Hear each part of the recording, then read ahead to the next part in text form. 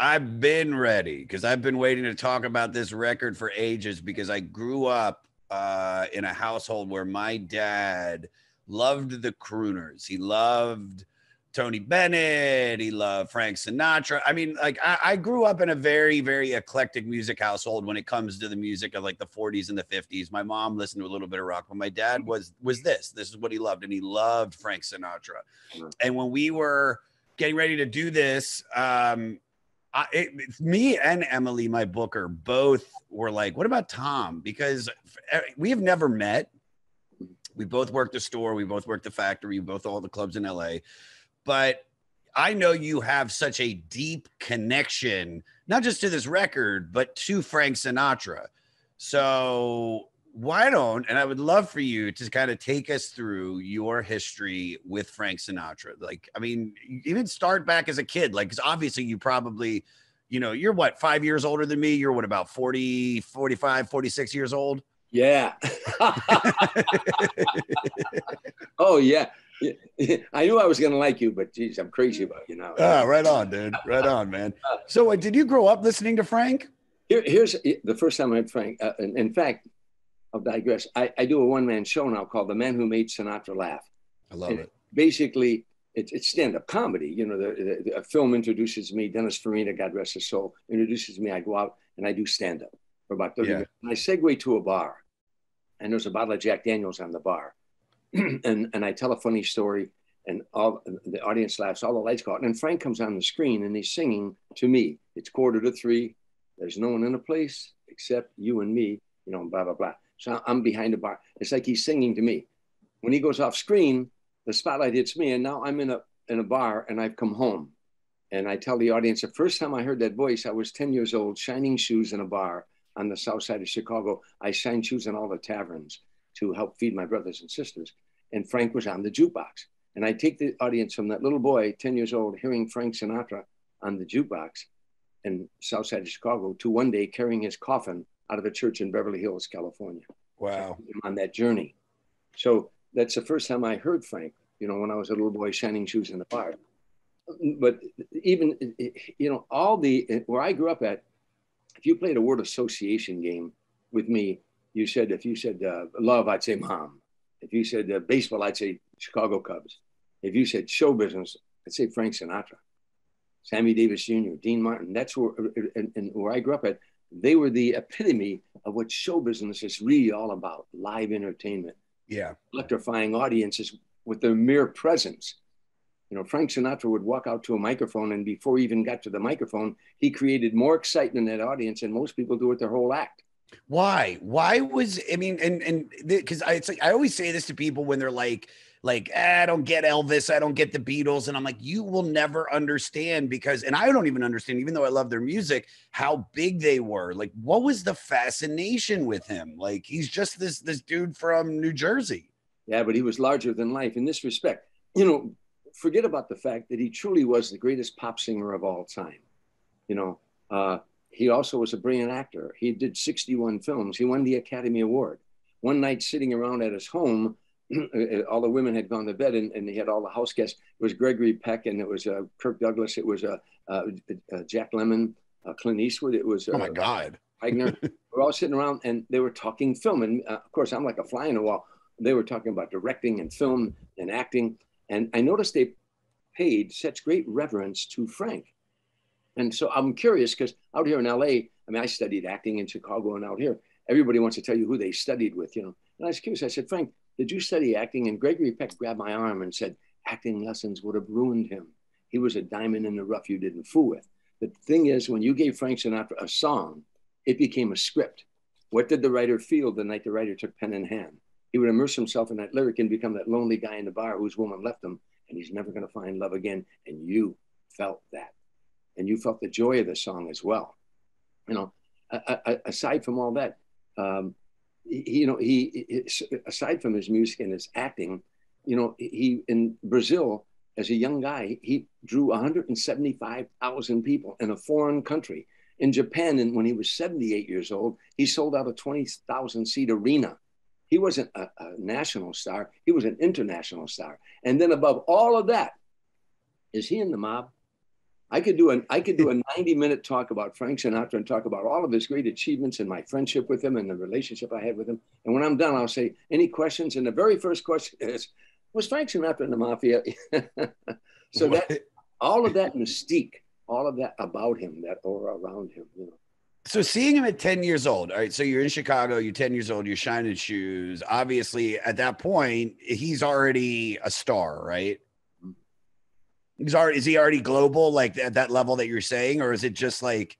Yeah, no, sure. But then he had the down years, you know, after, for a while there, he had like 3 years where he was really on his rear end, you know, and he got the movie From Here to Eternity. It saved his career.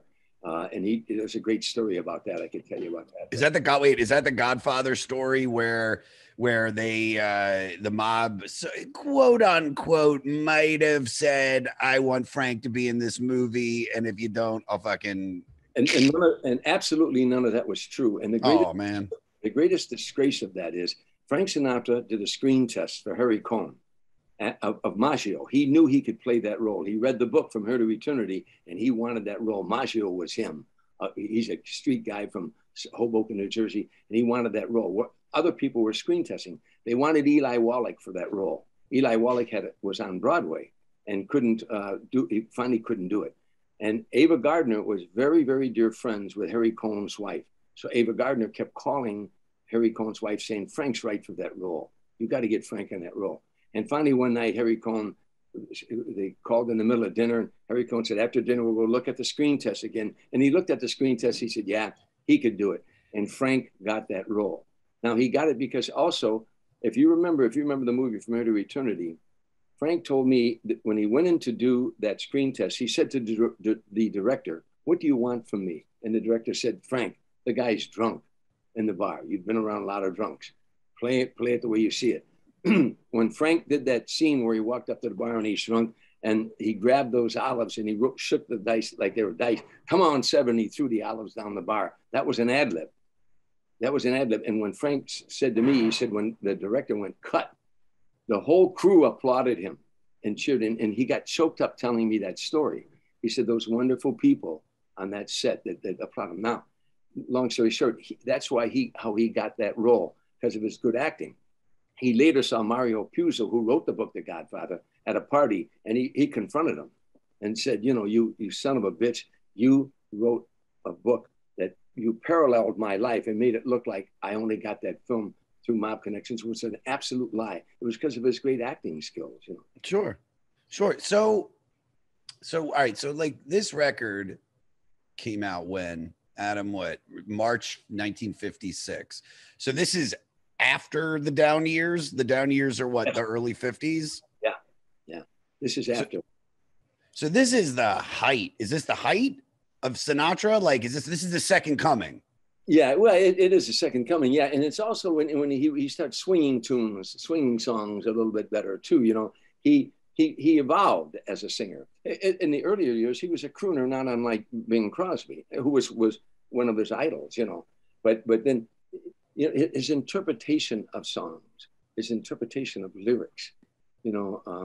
Charlton Heston once said the most profound thing. He said, to watch Frank Sinatra sing a song is like watching a 4-minute film, a 4-minute movie, because again, but on this one here, it was songs for Swingin Lovers. And of course, on this album here, he was swinging tunes at that time and was a hip guy. And the songs were like hip, every time it rains, pennies from heaven. I can tell you right now, this is one of the easiest listens to a record we've ever done on this podcast for me. I mean, I put it on as I walked through the Chicago airport when I was on a layover, and I was like, it just made dealing with the TSA and everything better. And then I went and got my Jamba Juice, and I'm like, all right, the bap deep doot scoodly doo. You can't not like this. I don't understand how. I'm still trying to figure out, why was there a down period prior to this record? If he's arguably the greatest pop sensation in the world, what caused society, in a sense, to push him down? He went, to me, from a crooner stage to this swinging stage. Okay, so this is different than what he was doing before. and more current, more current. By the way, I'll tell you something very interesting about that. Please. That I think that your audience will love too. And you and anybody in show business, but anybody in life. Frank told me about those years when he was down. He said, there was a time, Tommy, before that. He said, I could call any recording company, any manager, any agent, anybody, and they'd take my call. He said, I could call the president of the United States and he would take my call. He said, and then I got cold for those 3 years and no one would take my call. I couldn't get anybody to take my call. And then I got hot again. He said, I'm so hot, that I go to a social event and I look across the room and there's that guy that wouldn't take my call. He said, and I'd look at him across the room and he couldn't look me in the eye. He put his head down. He said, but what he didn't understand is now I understood. He said, we couldn't do business. That's why he didn't take my call. He said, it's my fault. I thought we were friends. What a classic line. And all of us know that. Managers, agents, everybody, when you got heat on you, they all want to be around you. But when the heat, and you think, well, these are my friends. And maybe in some cases they are. A lot of cases they aren't. Oh, no. my agent. I mean, agents, managers, they all just come and go. I mean, you feel like there's a relationship, but obviously they want money and they want to work with somebody that's going to bring them money. I do believe that there are managers out there that do care about their clients and really, somebody said to me, you want your manager to be somebody you'd hang out with and somebody you do hang out with because they understand you as a person and what you want. But I always get young comedians, I tell them, get a shoe clerk, get a manager from a produce department if he believes in you. Yeah. He believes in you or she believes in you, that's what's important, that they have the same vision you have. But I thought that was a classic line. Frank didn't blame the other person. He said, it's my fault. I thought we were friends. We're in show business, Tommy. That's two words, show and business. Yeah. Yeah. So, but still, why the down years? Adam, do you know? Like, why did he suddenly go from being the biggest star? I don't understand. It's not on here. So that was around the Ava Gardner period, and I think maybe he had a little bit of a negative PR image at that point because people assumed there was an affair there. So okay, hold on. So here we go. I've got a little bit. I'm gonna do a little spiel, Tom, for the people that you don't know, which is crazy. There are people that were born in like 2001, like around 9/11, that have no idea who Frank Sinatra is. There's somebody, I think we were talking to Wayne Fetterman. He's like, there's kids in the college course that he teaches at UCLA or USC about comedy that don't know who Jon Stewart is. And it's like, he's not even a huge star like at Frank, but you're just like, dude, it's like he was such a big thing in comedy. All right. This is the spiel, everybody, just so you're caught up to date. Frank Sinatra, born in Hoboken, New Jersey in 1915, Italian immigrant. He had large birth weight. I love that. He was 13.5. That's a trivia question we got to hold on to.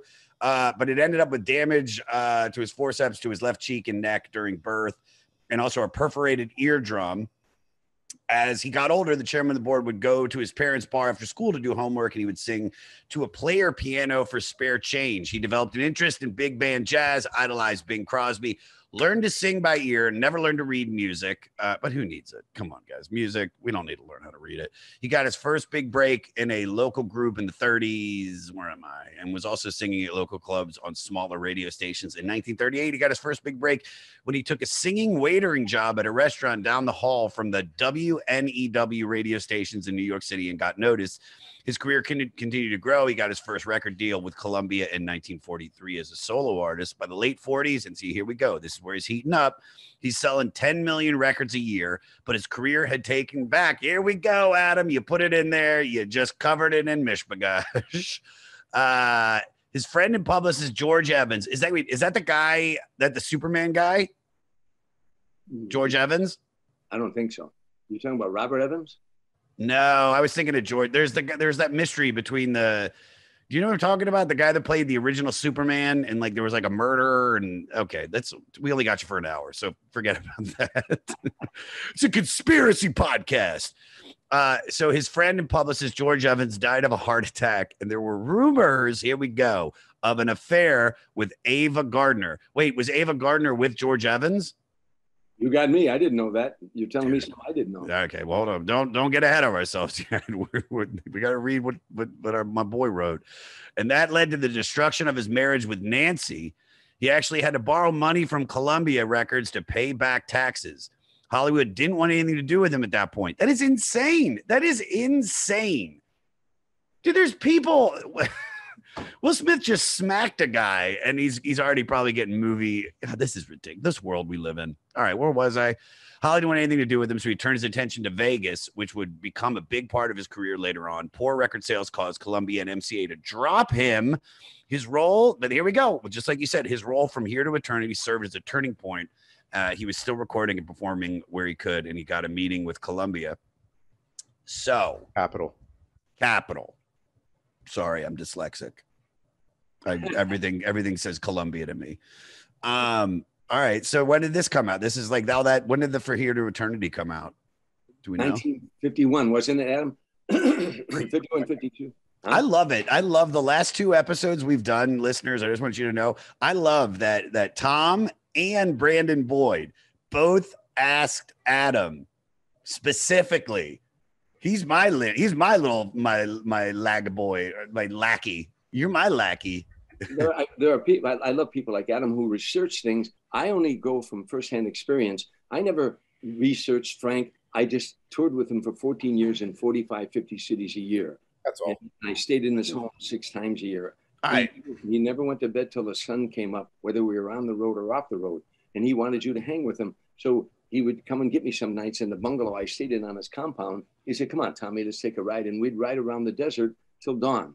And when those moments, why I treasure those moments so much, to digress a little bit, he once told a guy from the New York Times said, why do you keep Tom Dreesen with you on all your concerts and stuff? He said, you mean besides the fact that he's funny? And the guy said, well, yeah, besides the fact he's funny.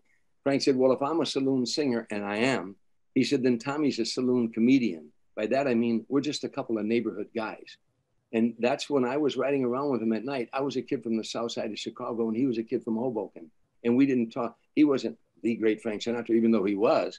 But we would talk about the neighborhood, the childhood, the saloons. You know, my mom was a bartender. I had 8 brothers and sisters, and we lived in a shack. You know, I had holes in my shoes the size of a coffee cup my whole childhood. I shined shoes in taverns. I set pins in bowling alleys. I caddied in the summertime. I sold newspapers to help feed my brothers and sisters. Conversely, Frank was an only child and far much lonelier than I had 8 brothers and sisters around me, even though my parents were alcoholic and, you know, at one time. But we had so much in common. His mom and dad owned that bar, Marty O'Brien's Bar and Grill. Why it was called that, his father boxed in Hoboken under the name of Marty O'Brien. And for a reason, there was so much prejudice against Italians in those days. In Huntsville, Louisiana, they lynched 11 Italians at one time. They hung them in Frankfort, Illinois. They burned out an entire village of Italian people in Pennsylvania. There was more prejudice against Italians than any other ethnicity at that time. And no one knows this history of it. But his father, Frank talked about those years. His father boxed under the name of Marty O'Brien because Italians fought under Irish names, as well as Jewish guys did too. You know? Yeah.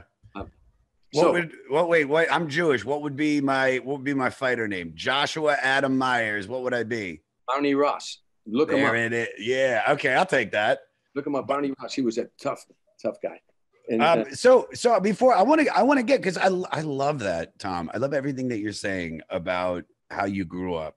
And I really want to, and especially that, you know, you go from basically, you know, growing up in poverty and fighting for every meal that you have, just suddenly hanging out and being the comedian to the chairman of the board, arguably.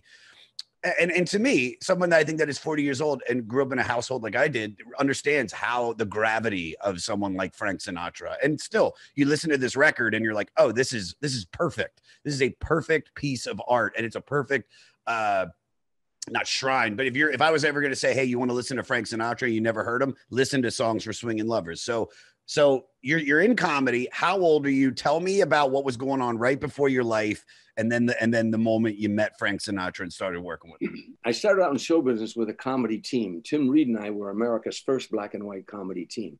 History shows we were the last. There were no comedy clubs when we started out.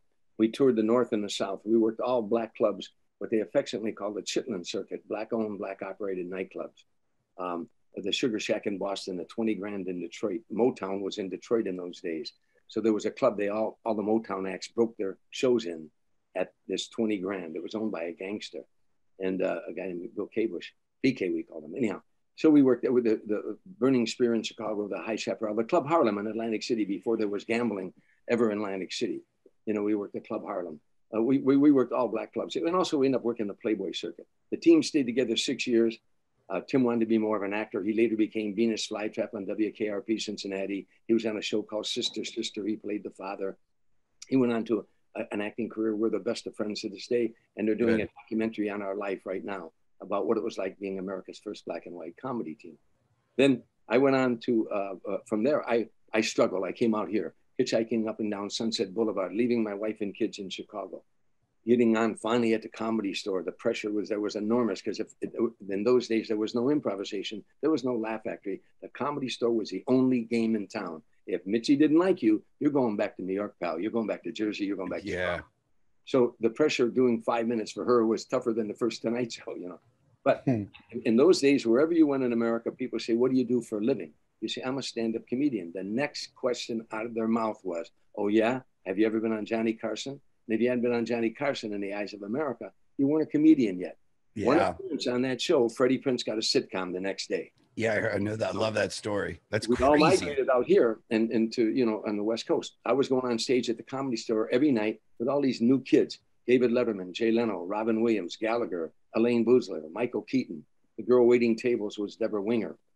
You know, I finally got my first appearance on the Tonight Show. Got bumped several times, but scored on that first appearance.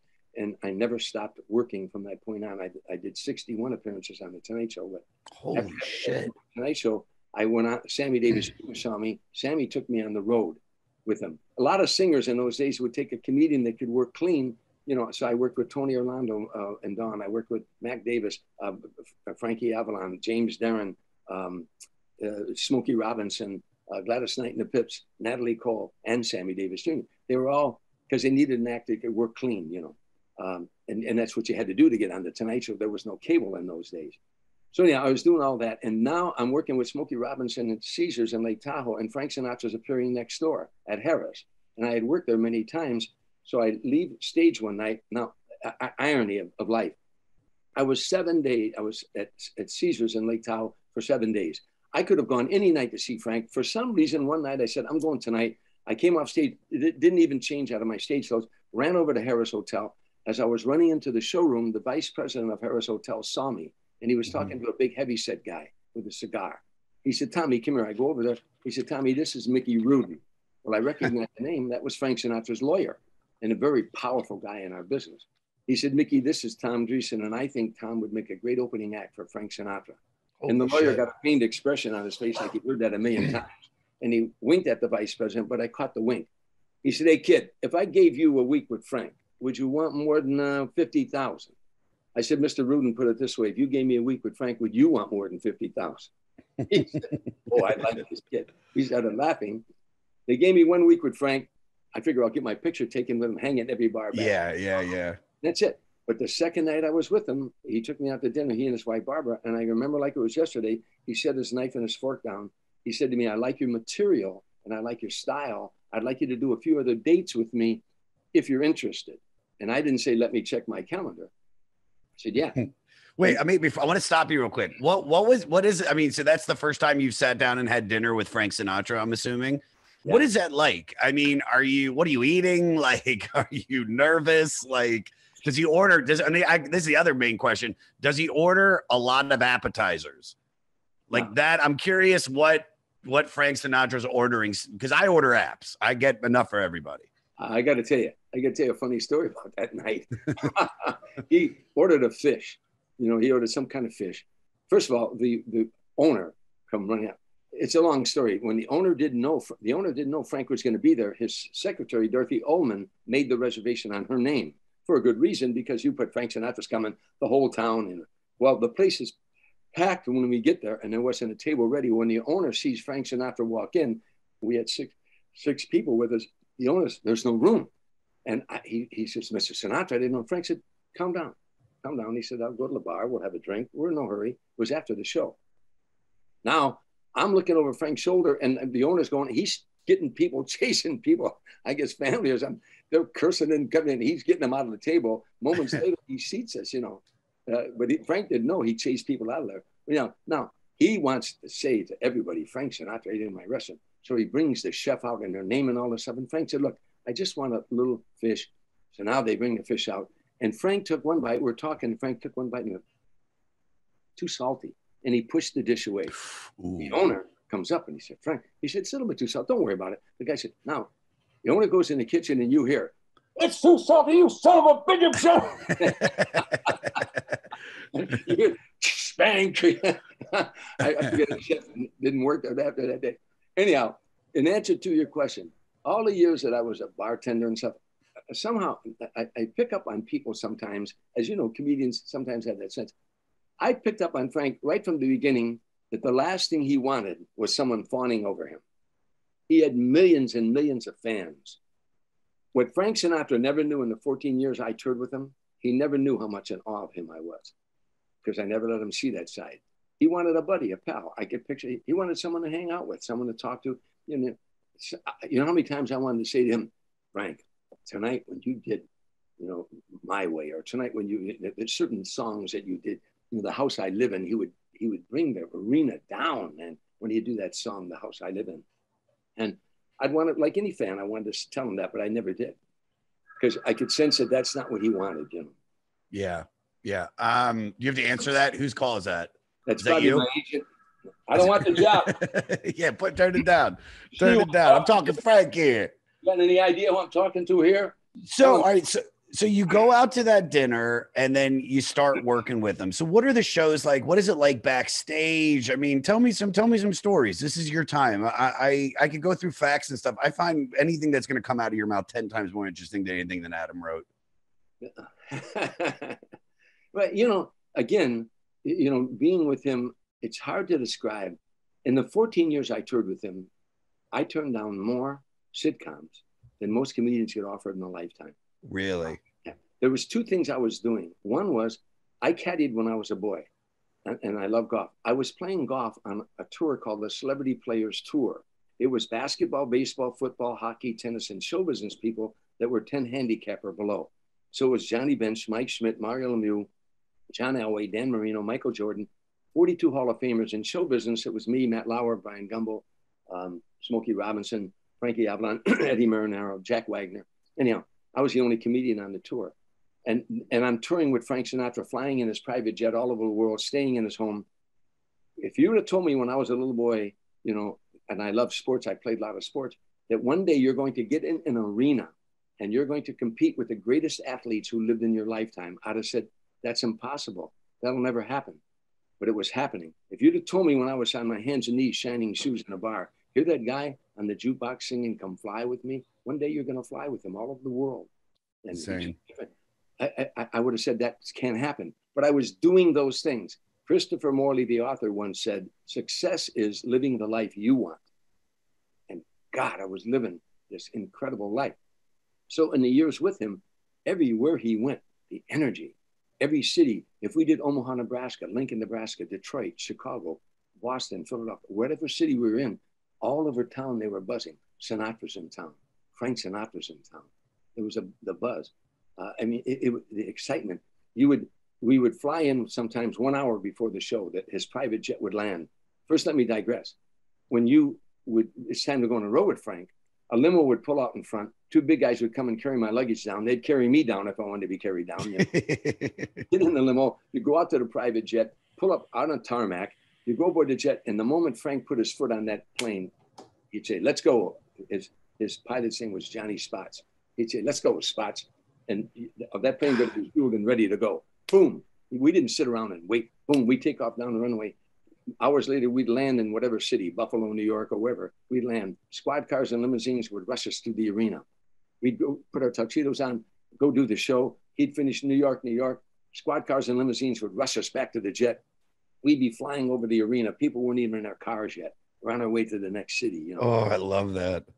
It was hard to describe his wife Barbara once said about being with Frank, there's never a dull moment, you know, because you never knew what to expect. He was volatile. I mean, he was, it's just, and I tell you, I saw him get angry at people. Yeah. Give us some dirt, but respectable dirt, but just enough that this is the most interesting podcast we've ever done. You know, I'm Irish and Italian. I'm half Sicilian, and so was Frank, half Sicilian. But he was full-blooded Italian. But he, you know, and I had a temper growing up, and I boxed when I was in the service, and I tried to, you know, I read hundreds of books on the powers of the mind to try to get rid of this temper that I had, you know. Yeah. When somebody, because I wasn't a big guy, and so in sports and stuff, I took a lot of abuse, and in court or taverns, you know. Anyhow, Frank, he sometimes could go off on people, and I saw that in him, and you know, and also being a bartender and both my parents being alcoholic, I thought the guys in my neighborhood, when they drank, when I was tending bar, they went through one of the 3 R's. Either number one, you know, after a couple of drinks, they became Rocky Marciano and they wanted to fight everybody in the place. Or after a couple of drinks, they became Rudolph Valentino and they wanted to bang every chick in the place. Or number 3, they became Rip Van Winkle and they just dozed off. Alcohol affected them, one of the 3. Frank was Rocky Marciano, a couple of drinks, and he could get angry. And the staff used to like me to be around him because I could see it coming. I've been there, you know, I see it coming. And I'd say, hey, tell me about that night you and Dean and Sammy did that charity. Oh, yeah. And I could change his direction sometimes. Yeah. From him going, but I saw that anger in him. And I said to myself, when the day comes, if the day ever comes that he goes off on me, I honest to God, Josh, I said, this is what I'm going to do. I'm going to grab his hand and say, thank you. Thank you. It's been great touring with you. Really has. I thank you for everything. And I'm walking out that door because I'm not going to be anybody's whipping boy either, much as I love the guy. Yeah. But that day never happened. It never happened. I was fortunate. It never happened. We had this great relationship. In the beginning, he was the boss of the tour. As time went by, we became buddies. We two guys would hang out and come on, Tommy, let's go take a ride. And then at the end of his life, he became more like a father to me. And one of the last moments I had with him alive, we didn't know if he knew he was never going to sing again. We knew it, you know, because he was getting ill, but he never brought it up. And I was at his home and I had to leave. I stayed to visit him for a while. I said, I got to run. And he said, where are you going, Tommy? I said, oh, my ex-wife is in town. And he had met her. He said, oh, tell her I said hi. And the kids. And he said, you know, I love you, Tommy. Now, he never, ever said that to me. He always would sock me on the jaw. I'll send you some pictures where he's socking me on the jaw. Please. He'd say, love you, pal. And he'd sock me on the jaw. And that's how he said. But this day, he was sitting, he wasn't well, and he was sitting, he had like a blanket on. And he looked up at me, and I said, I'll see. Okay, Frank, I'll see. He said, you know, I love you, Tommy. And it stunned me. It took me back because he never said that. And I started stammering, and I said, yeah, I love you too, Frank. I said, and I don't know why I said this. I blurted it out, and I could have bit my tongue. I said, hey, get well, and we'll go back on the road again. And he put his hand on my cheek. He said, you're going to have to go on the road by yourself from now on, Tommy. And man. I knew that he knew he was never going to sing again. And it got me. And I said, okay. And I walked outside. His wife, Barbara, came out. And I had tears in my eyes. You know. She said, are you okay? I said, yeah, I'm fine. I said, but, whoa, that was pretty tough. And she said, keep coming to visit him, Tommy. He enjoys it when you come over. I got in the car and I was driving home and I was thinking, Frank Sinatra is never going to sing again. That's the saddest show business news I ever heard. Yeah. No, I can imagine. So, since you'd been around him for so long, how many years did you work with him? You said 14 years? 14, yeah. 14 years. What do you most admire about Frank? You know, you will never, ever, ever know, nor will the world ever, ever know just how benevolent he was. He did more for humanity than you'll ever, ever know. If he heard that a woman in Albuquerque, New Mexico, living in a boxcar with 11 kids, had a child that had needed brain surgery, the next day, all those bills were paid. And the person delivering that information didn't know where it came from either. If you ever read a book called The Magnificent Obsession by Lloyd C. Douglas, they made a movie of it later. Its predecessor was a book called Dr. Hudson's Secret Journal. And in it is a secret of success. If you want to be successful in life, you want to be a an actor, a singer, a comedian, an airline pilot, whatever you want to be. In the book, it says, once you ask, you know, the biblical phrase, ask and you shall receive.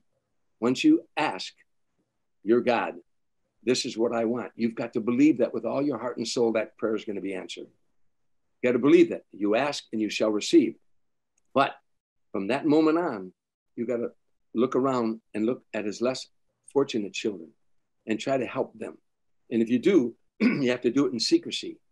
And it's biblical in nature. If you do it in secrecy, you know that within 30 days, your master will reward you towards your endeavor. That's what the book is about, the secret of success. And Frank, you lived that. You know, one time coming out of the Waldorf Astoria in New York, we were on our way to do a gig.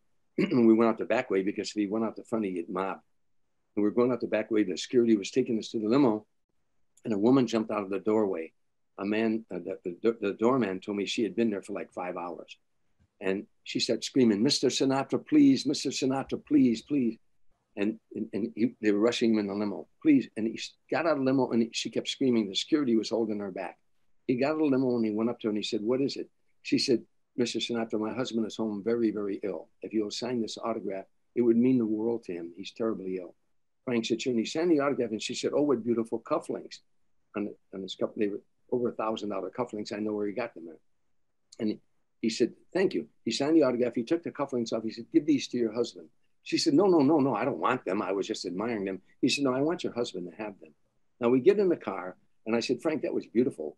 But why did you do that?" He said, "Tommy, if you possess something that you can't give away, then you don't possess it. It possesses you." And he not only talked that talk, he walked that talk. He said to me, "Tom, Aristotle Onassis had billions of dollars. He had yachts, private yachts. He had private jets. He had mansions. And the second he died, it transferred. None of that. That shirt you have on your back, Tommy, if you die tomorrow, that belongs to somebody else. So none of it is ours. We're only using it." And that's what I admired him about the most. You had to be very careful around him, Josh. You couldn't say to him, "Gee, what a beautiful watch." He'd take it off and give it to you. Oh my God, I'd be telling him everything. I'd be like, "Ah, man, that, you know, that college degree that person got, that looks like a good college degree. You mind sending me to a nice 4-year institution, Frankie?" Come on, man. He'd probably do it, and that'd be the only time. I didn't want to, you know. Yeah, you got to save it.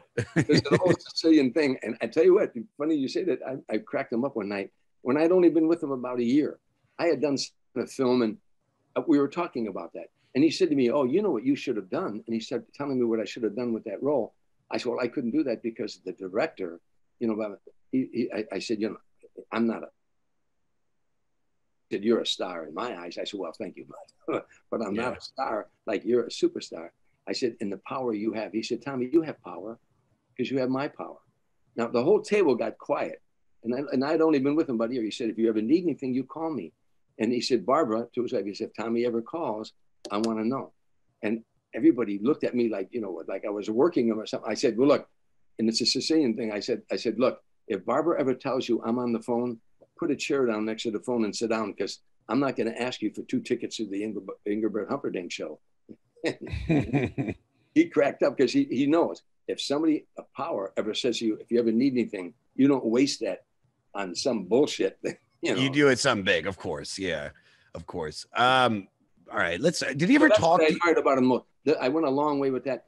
But what you'll never know is that benevolence that in his heart, this feeling he had for humanity, he really did. And you know what? You can't be a good comedian, I don't think, unless you're vulnerable. You can't be a good artist. And I think you have to be vulnerable. In a song, Frank was painfully vulnerable. Well, he had this tough exterior. In a song, he wasn't. Did he ever talk to you about the music? Like, did he ever talk about this record around you, Songs for Swingin Lovers? You know, he talked about that with a change in his style. We talked about that one time, how he began to jazz up tunes as from being a crooner like Bing, you know, and jazzing up tunes. And that he changed that style, you know, and that album was the beginning of that.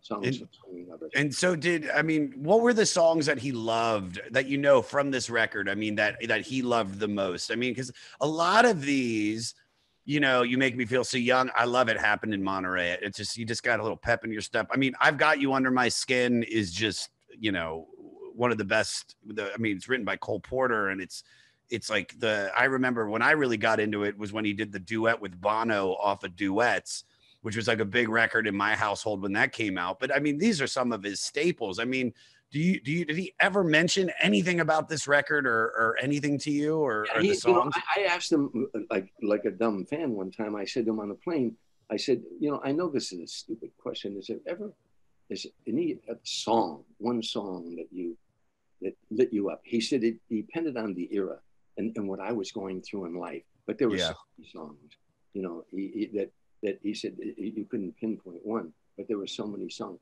He did say to me one time on the plane, I did some shows with Michael Bublé, who I really, really like. I think Michael Bublé carries on that era and a lot. Yeah, he really does. But Frank said, I hope, he said, Tom, I don't care that Frank Sinatra lives on. And that was very humble of him to say that. He said, but I want the music to live on, where people understand the lyric and the meaning of the lyric. What did the writer feel the night the writer took pen in hand? And that's, I'm repeating something I said earlier, but that's what he wanted to live on. That not necessarily him or any music, but that, that's why he gave. Frank Sinatra is the only artist I've ever known that I ever worked with. Every single song, he told you who wrote that song and how it was arranged. He gave those people credit. He felt how important the writing of a song was. What is something that people get wrong about Frank Sinatra? I think that what they really get wrong was how deeply his persona is tough guy. A tough guy and a scrapper and all that stuff. What they get wrong about him was how vulnerable he really was, and he was in the song, and how sensitive he was. The problem with Frank, truthfully, and it's not, I'm not telling stories out of school. He had mood swings. Toward the end of his life, he was on a thing called Alabel. He once said, way before I met him, I think it was with Walter Winchell, one of those old black and white interviews. He said, "I'm a 24-karat manic depressive." He said, "I go through ups and downs, and that a lot of that came out in his songs. What they don't realize again was how sensitive he really was. You wouldn't think he was, but he was very sensitive. Yeah, but I love how you mentioned the temper. What was the when was the most you'd ever seen his temper come out? Wow. I wrote a book, and this is a cheap plug for my book. No, please plug away, because we do this episode's yours, dude. You do it. This is. I got the book. It's called. It came out during the COVID, so I couldn't go on a book tour. It's called Still Standing. The subtitle is My Journey from Streets and Saloons to the Stage and Sinatra. I love it. But the reason I say still standing, I've been a stand-up comedian for 52 years now. I've been doing stand-up comedy. But also I've been knocked down a lot in my life, physically knocked down, that you're going to read in the book, but I kept getting back up again. I mean, life knocked me down, going through marital problems, all those things, but I kept getting back up again. So that's the double entendre of the title, Still Standing. You can get it on Amazon. By the way, it's got over 400 5-star reviews. So I'm real. And Tom, we'll give you a really big promotion at the beginning and the end, and we'll set the link in so people can find it. But in that book, there are so many stories about Frank. I mean, there's stories about my life. It's really my life to get to Frank. Frank is one of the last chapters, But there's stories in there that you'll be, there's a story in there that I can't go through here. It's too long, but he saved Johnny Carson's life from a mob hit. No question about it. No one could have done it but Frank. In New York was a guy named Joey Gallo. They called him Crazy Joey Gallo. And Johnny Carson, when he was a new talk show host in the Tonight Show in New York, before he came out to the West Coast, he'd only been like a star a couple of years, did something real dumb one night with Joey Gallo's Gumad, and I'll explain that to you non-Italians who don't understand. In the Italian world, especially where I grew up in the neighborhood, if you had a girlfriend and you're an Italian guy, she was your girlfriend if you were single. But if you were married and you had a girlfriend, she's your gumad. Yeah. And gumads are precious. I always say in Chicago, there were 3 holidays for Italian guys. There was St. Joseph's birthday, St. Rocco's birthday, and December 23rd. Oh, that was Gumadi Christmas Eve. I went off here. I got to come back on. What happened there? What happened? Get you back. You back? Adam, I went off. Let me see. Adam, help him. How did I go back? How did I go off here? We still see and hear you here, so. Oh, really? Okay. Wow. I wonder why I'm off here. I'll try to. Maybe you minimize the screen. No, I didn't do anything. Huh. All of a sudden, I'm off here. Oh, we still got you loud and clear and see you loud and clear. You see me loud and clear, and well, anyhow, I don't see you guys, but maybe it'll come back on. It's asking me to explore Zoom or something. I guess. Well, we hear you. Look, we hear you, and we've only got about 15 more minutes. So let's just, you've got him, right? Yeah. Well, give me one. Right. Tom? Okay. Yeah. All right, no, we still. Should I click you back on, guys, or should I just keep going? Just keep going, because we'll just talk. I see you perfectly. So where were you? The Guma Christmas. Yeah, I'm joking about. I said there's three holidays. And December 23rd was Gumati Christmas Eve. But Joey Gallo walked into Jilly's bar on West 48th at two of his Gumatis. So then, Johnny Carson, Joey went in the back room to talk to the two guys, and Johnny did something really dumb. He was young and he was drinking, and by Johnny's own admission, Johnny said he was a very bad drinker. And a couple of drinks and he would act silly sometimes. But he did something dumb. And when he did it, Joey Gallo wanted him dead. Joey Gallo, when he found out about it, wanted him dead. And all that's in the book. And only Frank Sinatra could have saved his life. And the only reason I told this story, Jilly Rizzo told me the story. And 3 weeks later, Frank Sinatra told me that story verbatim. And the only reason I told the story is that Johnny Carson's lawyer, Henry Bushkin, wrote a book, and he was trying to take credit for saving Johnny from Joey Gallo. At that time, Henry Bushkin was a lawyer in his 20s. There was no way Joey Gallo didn't listen to the Five Dons of New York, paid no attention to them. And that's why he was they eventually killed him on Mulberry Street over at Umberto's Clam House. So Joey Gallo didn't listen to the Five Dons of New York. He's not going to listen to some young lawyer. Only Frank Sinatra could have saved him. And it's hair raising of what Frank had to do to get Joey to do this. What Joey did to Frank. And anyhow, it's too long a story for me to tell here, but you'll find that in the book. It's worth reading. Go out and get everybody. I'm listening. Fleece Army, all the listeners, go out and get this book. I'm going to read it. So I'm going to ask these a couple questions, and then I've got a couple other ones, but I want to get these out of the way. This is just, I'm so fascinated by your relationship with him. What is your favorite Frank Sinatra story? What is that the pinnacle? What do you got? Wow. There's, for me, I used to take my shoe shine box. Yeah. Now you have Frank Sinatra story, so I'm giving you a Tom Dreesen story, so that isn't fair. But whenever I worked with Frank, it was always a joy. But when going back to Chicago, I used to take my shoe shine box from the south side of Chicago downtown to the Chicago Theater, and in the alley there, I would try to you could get bigger tips down there. I'd try to get the people before they went in the theater or when there was an intermission. And I'd see these stars on the marquee. And for me to go back and see my name on the marquee with Frank Sinatra, and I'll send you this picture, by the way, to watch this guy in my hometown, I'd do my show, and then there'd be like a little pause. And then this Frank Sinatra would walk out, and without introduction, and thousands of people would cheer and cheer and cheer and cheer. And he would just stand there. And when they finally come down, he would go, "This is my kind of town, Chicago is." And the room would erupt and it would just go on and on. To watch him in any city, everywhere we went, this is the kind of reaction he got in Dallas, Texas, and in Des Moines, Iowa, wherever we were, that this is the kind of reaction he got. But when we went back to New Jersey, when we would appear at Garden State Art Center, and this is their homeboy now. This is the kid from Hoboken who brought all the fame to New Jersey, in the Hoboken.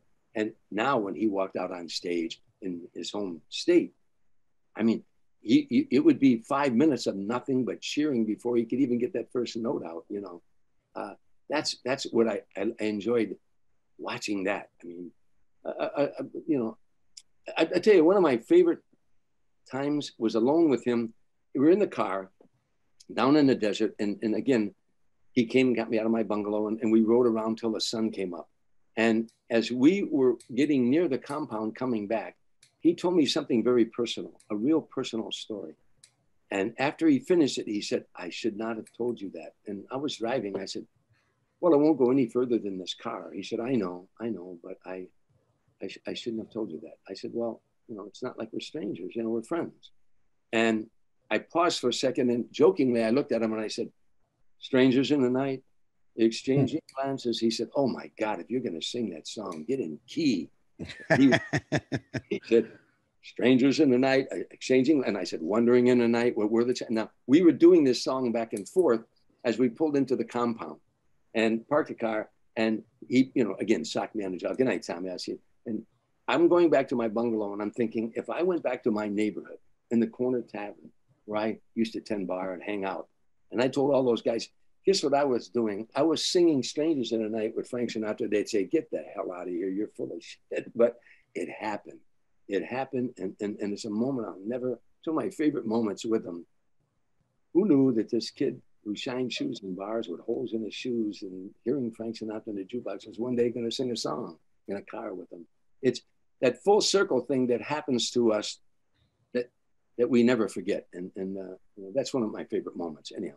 I can't even imagine what that's like. Yeah, I get, well, that's the beautiful thing about show business and about life. And I've said this many times on the podcast, but I feel like it's apt right now is, I think me and Bill Burr were doing something. When he was headlining Madison Square Garden, before he did his show, he rented a drum set and a bunch of amps because he loves playing music, and I play music with the Jam. And so he was like, hey man, let's set up some stuff and we'll jam at Madison Square Garden. And I just, you know, we're playing in one of the most prolific, one of the most important venues in the world, historic venues. And I remember afterwards we're backstage and I was like, dude, that was so cool. And he just said, like, you see what happens when you follow your dreams?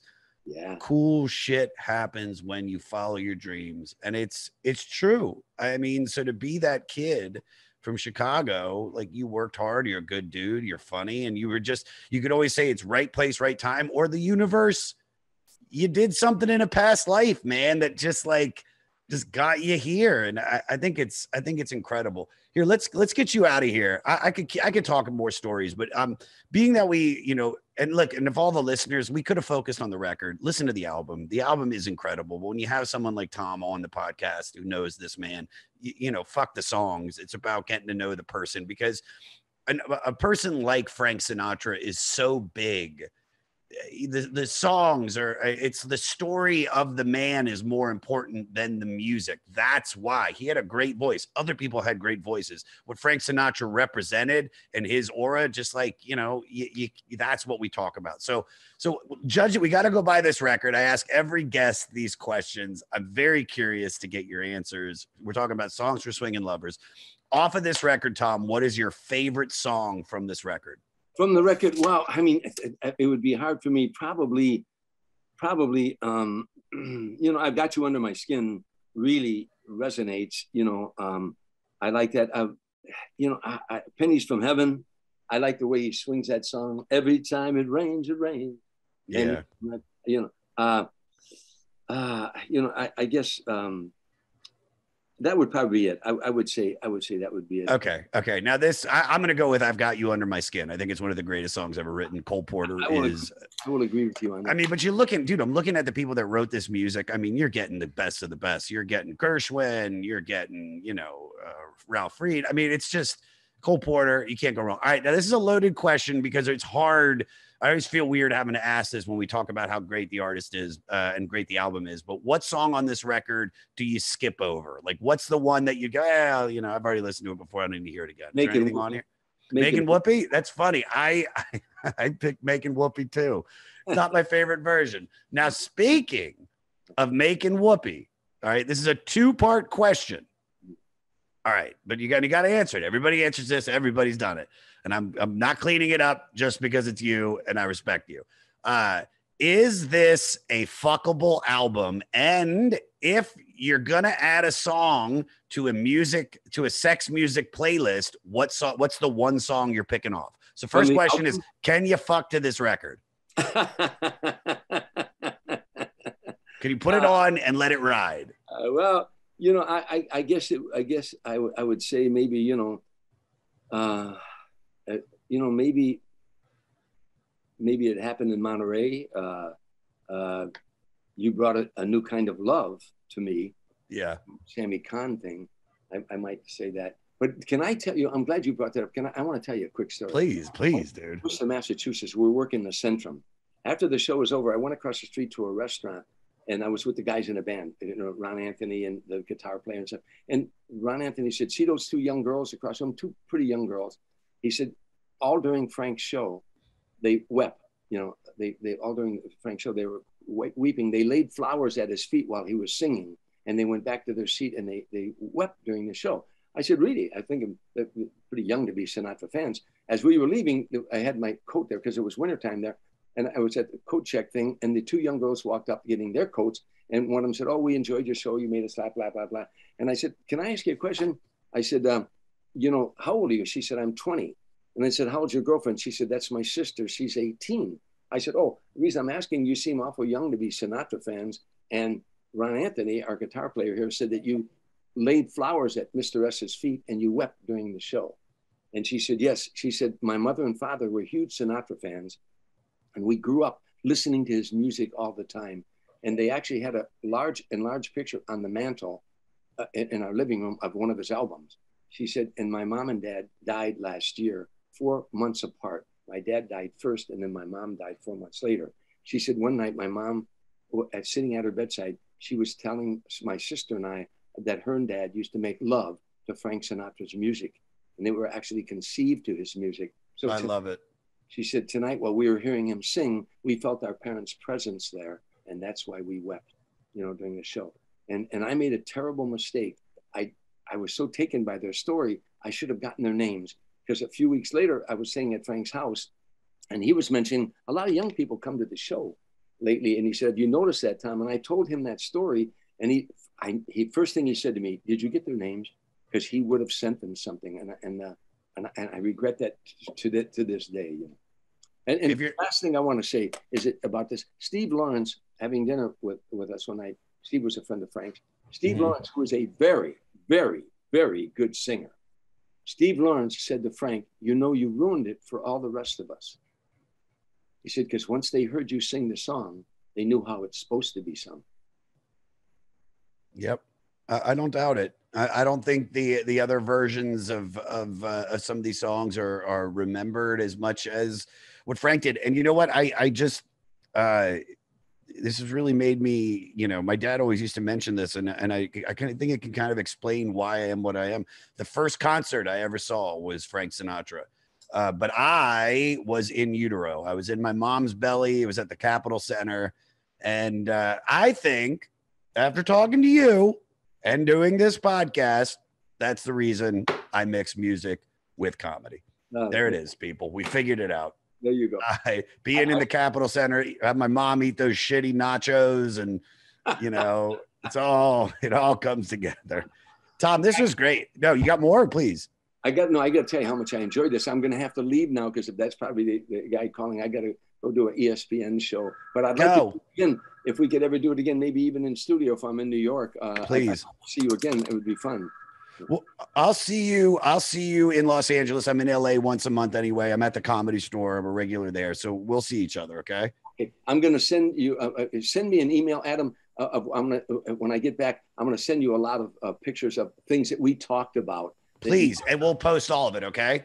Tom, I'll send you an email as soon as we're done here. So you have my email address. Dude, you rule, man. Do what you got to do. I can't thank you enough for coming on, buddy. Thank you. Thank you.